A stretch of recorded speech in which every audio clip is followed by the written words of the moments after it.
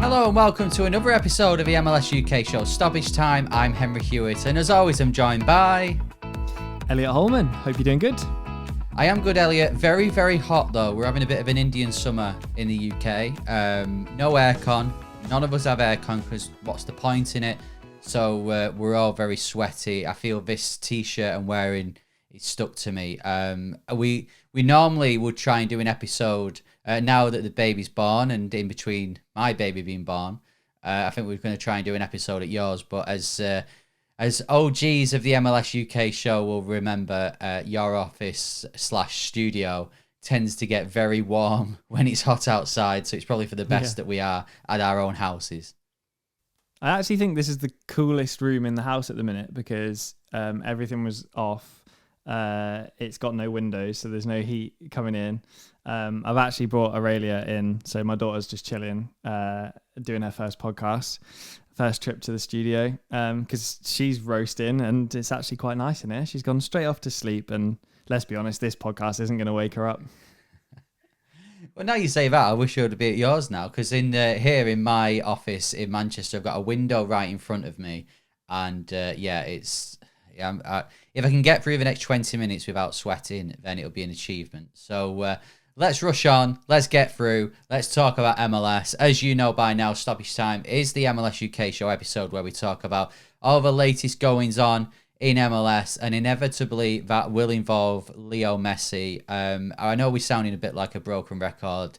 Every episode we talk about Leo Messi, but news follows him, interest follows him, and no more so than at the weekend. It was LAFC versus Inter Miami, and some of the people in the crowd, they talk about names. Selena Gomez, Leo DiCaprio, Prince Harry was there as well for a British interest. This seemed like a big moment for MLS, didn't it? Yeah, it's almost like we're doing our old radio show talking about all the showbiz goss. All the showbiz goss is literally MLS now. Bit of a full circle moment. Myself and Henry started doing this podcast because while the songs were on, when we were doing a radio show, we kind of just got talking about MLS, and I managed to convince him to watch a few games.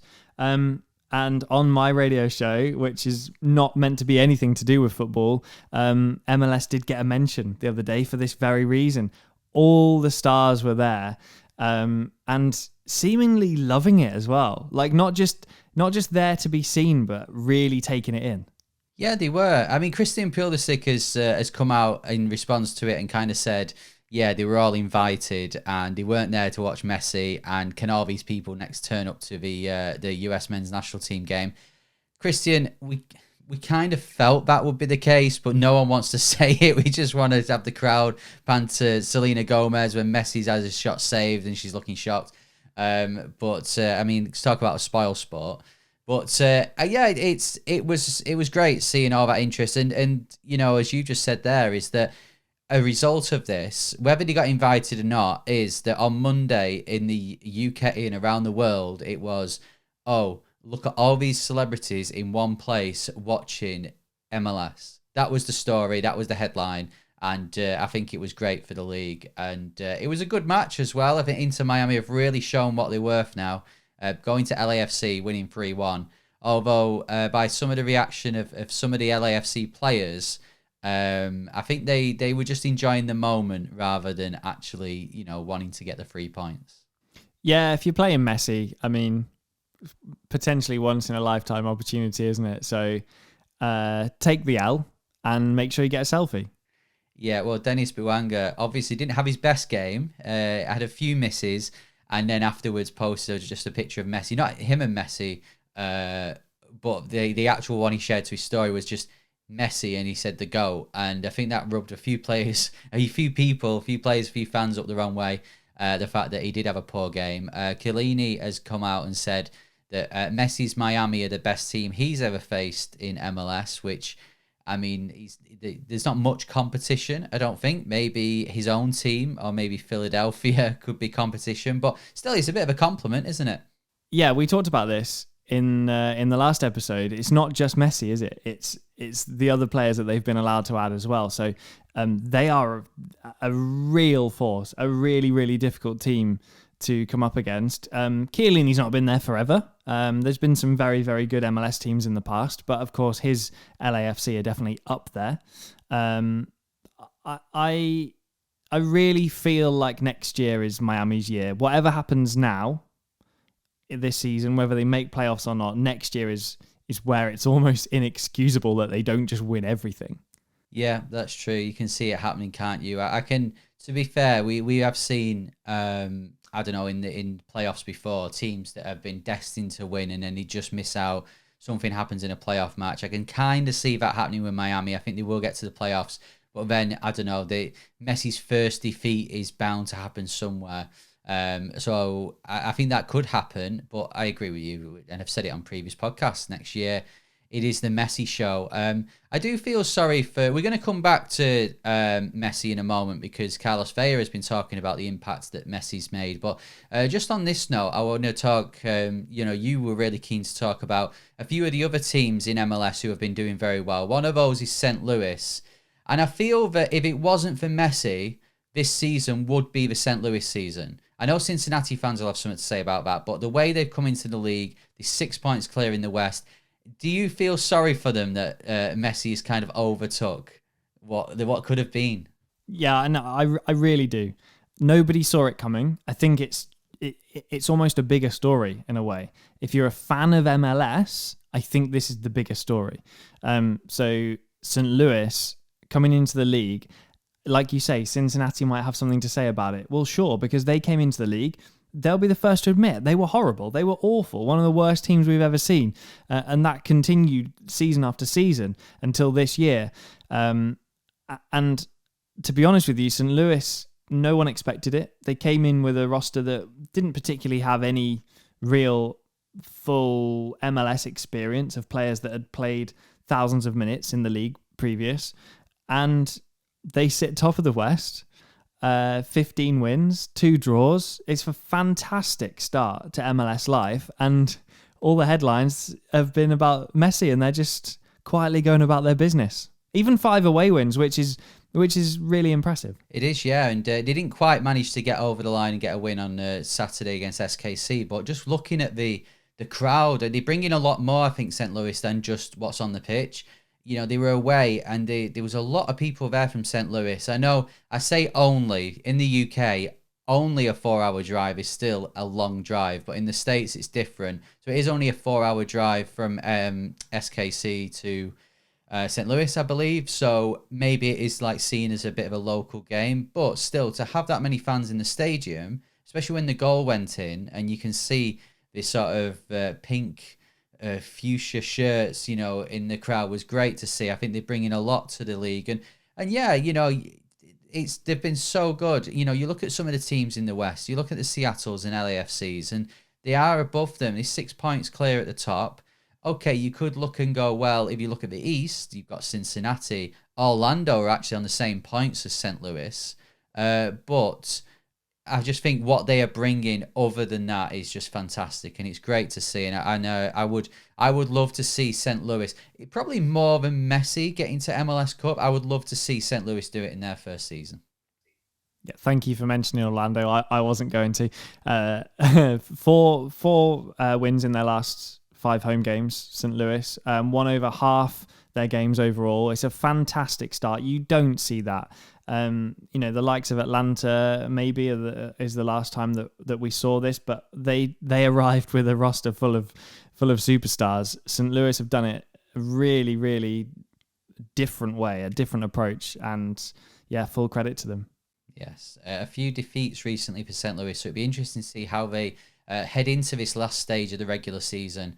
But I think on the whole, the consistencies they've showed in general has been fantastic. Well, we can't talk about St. Louis without talking about FC Cincinnati then. They are the first team to clinch their spot. I know you love that word. Clinch their spot in the MLS Cup playoffs for the closed season. They've been fantastic, haven't they? Apart from that defeat to Columbus a few weeks ago, they have been the team to watch. They've been brilliant. Is there maybe another Cincinnati defeat that we need to talk about as well? Maybe their first defeat I think the Columbus at one home was the only one we need to talk about. They've only lost one home game all season, and that was last weekend against Orlando. But yeah, fantastic season. Honestly, they've made that place a fortress. Really difficult place to go, unless you're Orlando. And to be honest with you, it's a completely different Cincinnati, isn't it? St. Louis took us by surprise, but Cincinnati took us by surprise as well by turning it around, and they have been phenomenal this season. Tell you what, half their games at home, they've not even conceded a goal. It's just, the stats are stunning. Like, they are incredible, and I think they're going all the way. Yeah, well, you mentioned before how bad they were when they first came into MLS. And I feel there was, about 2 years ago, there was a real moment where Cincinnati, they kind of came together and thought, right, we really need to address this. We can't just stay bottom of the conference consistently, become a joke. We need to address it. They did address it, in that post sort of Yap Stam era, and they've addressed it so well. They look so good. Last year, they were very good. And I think that was a great transition season into this year. And yeah, they have been fantastic. It's been great to see. And Cincy now, again, you take out Messi's Miami, you would have Cincy as hot favourites to win MLS Cup. Although it is very difficult, as we know, and as every team at barring LAFC know, it is very difficult when you have been dominant in the league season to then turn it around in MLS Cup playoffs. So I'm sure Cincinnati fans are aware of that. I'm sure they're cautious of that. So we'll wait and see, along with St. Louis, how they do in the playoffs. I tell you what, let's move on to a team that are probably looking at Cincinnati and as a bit of an inspiration. How do you take your team from rock bottom, up to the top? I know Colorado had a good season a few years ago. They've had a few stinkers, and as a result of that, they've fired their head coach. The rock bottom, Elliot, this has got to be the right decision. They've got to look somewhere else now, haven't they? Yeah, absolutely. I'm surprised it took this long, to be honest. Colorado, a bit of perspective. A team I really like, to be honest with you, but also a team that have never really been a powerhouse in the whole time that I've been watching MLS. They have struggled mostly on the whole. There's been a few outlying seasons, but in general, not been good. 3 defeats on the bounce, haven't won in their last 5, and their last game that they won was the start of July against Dallas. Before that, 1, 2, 3, 4, 5, 6, 7, 8, 9, a run of 9 games without a win. It's really bad, really bad. So yeah, 100% time for a change, and 1 home win all season, that's not going to keep you in the job, unfortunately. No, it's not. And it's such a shame because he seems such a great guy. And I think a lot of the reaction from Colorado fans were like, they were quite respectful, I felt. But saying that he's a great guy, probably hasn't been, he probably hasn't been supported well enough by the people above him. But yeah, the results on the pitch haven't been good enough. I know Colorado, we talked about it a few weeks ago. It could have been a few months ago on the rate we've been doing episodes this summer. But about the owners at Colorado, of course, like the Cronkies are putting more money into trying to get a new stadium and stuff like that. Something needs to happen, because I see Colorado at the moment as a team where every now and again they'll have a really good season, but there's no consistency there. They ain't continuously making playoffs every year. They will have a really great season, famously have won MLS Cup before, and then it goes back to square one, and that has happened this time. That game you mentioned at the start of July, that was the last time they scored a goal as well. So yeah, it's just not been a great summer for them, and they'll be looking to improve drastically. Do you think that they should be bringing in a manager now, bringing a full-time head coach, help him work with the players until the end of the season and then look to next season? Or do you think they can get away with keeping with like an interim head coach and then looking in the close season, seeing what the options are? I think it depends what approach the club are going to take roster-wise. If this is all that they have, if there isn't going to be huge investment, then you may as well get somebody in and work with this particular group of players that they're going to be stuck with. If they have got plans, then it makes sense to just get through this season. Obviously, there's no relegation, famously, if you're new to all this. So yeah, an interim coach is absolutely fine. So it depends on the club's approach. But what's interesting is, we look at teams that are down the bottom like Miami. They've brought in a few players and we're saying, yeah, well, they're going to make the playoffs. It's not over yet. There's still opportunities for teams at the bottom, but you look at Colorado and you're just like, it's not happening. No, definitely. They are one that I am happy to stick. I'm happy to stick this house that I'm sat in right now on the fact that they won't make playoffs. I think it's a good point you make. It depends on the options they've got for head coach, but also what they're going to do for a roster. Of course, we saw Toronto last week, bring in John Herdman. Of course, he's not going to start until the start of October, but he will still be there for the end of the season.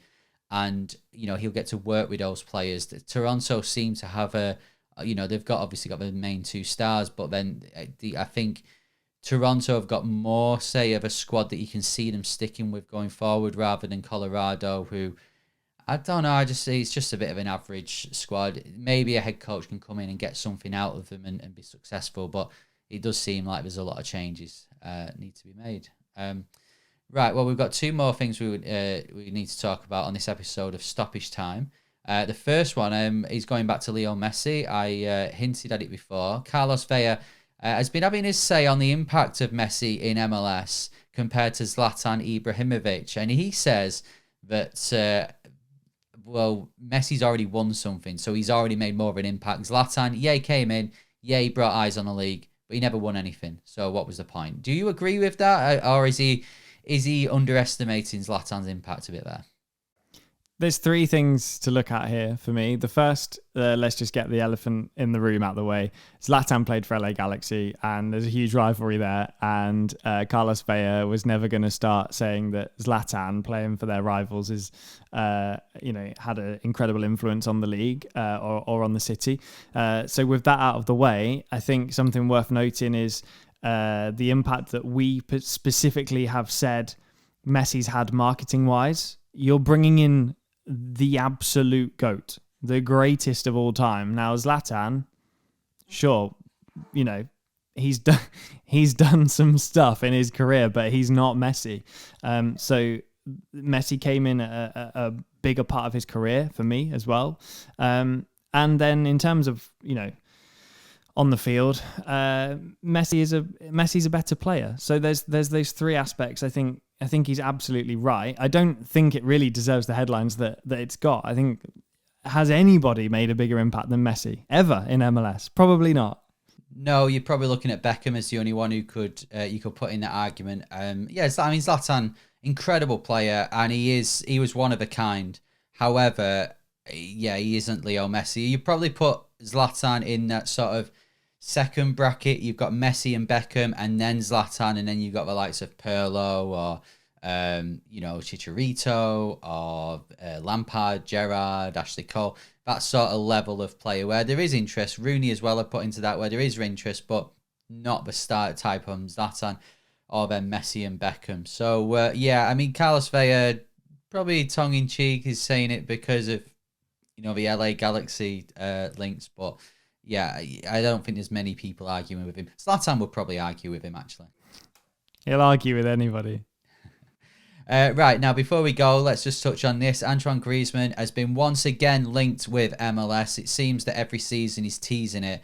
A few years ago, it was more of a tease when he was playing for Barcelona and doing well at Atletico Madrid. Now it's probably more of a actual... it could well happen. He said he's had multiple offers from MLS to go over there. I'd probably put Griezmann in the same brackets as the likes of Gerrard and Lampard in terms of an impact he'll have, but he'll still be a very good player who will, who will add to the league. I can assume that you would agree that he would add something to the league. What sort of team would you put Griezmann in? What sort of world? Do you know what? Griezmann for me is actually a player that I'd love to see Orlando move for. I think that's a really nice fit. I don't really have any reason why. I think some players just fit certain teams, and I think bizarrely Griezmann I can kind of see playing on the East Coast. I think most teams would be interested in him. Don't tell me that Miami can somehow afford him. I don't know how they get him on the roster. But I really think that despite the fact that, he's maybe more of a Lampard, Gerrard style signing now at this point, as opposed to a couple of years ago, I think there's a lot of clubs that would move players on from their rosters to get Griezmann on it. I think he's still a huge impact. Hey, Orlando just moved Kara. Maybe that's what's happening. Maybe. I actually agree with that. I can see it being Orlando. I think that is a good fit for him. There's a few other clubs. I mean, you could look at the likes of Philadelphia, but Philadelphia don't traditionally have that sort of superstar, or they have very good players as a collective, as a team. So maybe not there. I think Spanish speaking is huge for the team that he's going to go to. I think that's why Orlando have a huge shout. Also potentially some Canadian, French speaking. Yeah. There's options. 100% there's options. But yeah, I'd like to see him play as an out-and-out forward. 100%. Not because he started to play quite a deep role for France. I want to see him banging in goals. Yeah, I think it's what he needs. I think Griezmann was such a good player, and he still is a very good player. But I think the sort of what happened at Barcelona, then going to Atletico Madrid and not being able to play over a certain amount of minutes per game, that's really knocked him. And I think it's kind of he is kind of in that world of that perfect. It would be perfect for him, a perfect restart. Just go to MLS. And, I think we need another superstar in there who isn't playing for Inter Miami. Just to get one back on the Saudi League, because they're mopping everyone up at the moment. So we'll have to wait and see if Griezmann makes the move. Maybe it could be in January, ready for next season. We'll have to keep our eyes close to that one. And of course, any movement you will find out on MLS UK show Stoppage Time. And on that note, that's nearly it from us for this episode. If you have enjoyed it, if you've enjoyed us being back after Elliot's paternity leave, before I then do some paternity leave myself, and you listen on your podcast provider, please leave us a rating. But Elliot, there's one rule and one rule only. Yeah, it's LA Galaxy style. Sorry, Colorado, you're still not there yet. 5 stars only. And of course, if you're watching the episode on YouTube, please subscribe. Please like the video. Click the notification bell as well, if that's still a thing. And you will know as soon as a new episode drops of the MLS UK show. Don't forget as well that you can get 20% off any new jerseys, football apparel, any other stuff as well at soccer90.com. It's a great website. They're great people. They support the podcast. They sponsor us. And you can get 20% off if you type in MLS UK in the checkout. And all the latest European tops from the top teams. Unfortunately, Bolton Wanderers and Norwich City aren't on there. There's not a demand for it, although we have been pushing for years now. And of course, your MLS stuff's on there as well. And they're based at the Soccer Hall of Fame in Dallas as well. So if you're in Dallas, if you're over there for a vacation, or you're just in Dallas in general, go and visit that. Because apparently, and we've never been, but apparently it's well worth doing. Right. Well, we'll be back next week, whether that be together in Elliot's warm office studio, or not so warm office studio as it turns out, or whether we're on Zoom. We'll be back next week. So from now, I've been Henry Hewitt, and I've been Elliot Holman. See ya.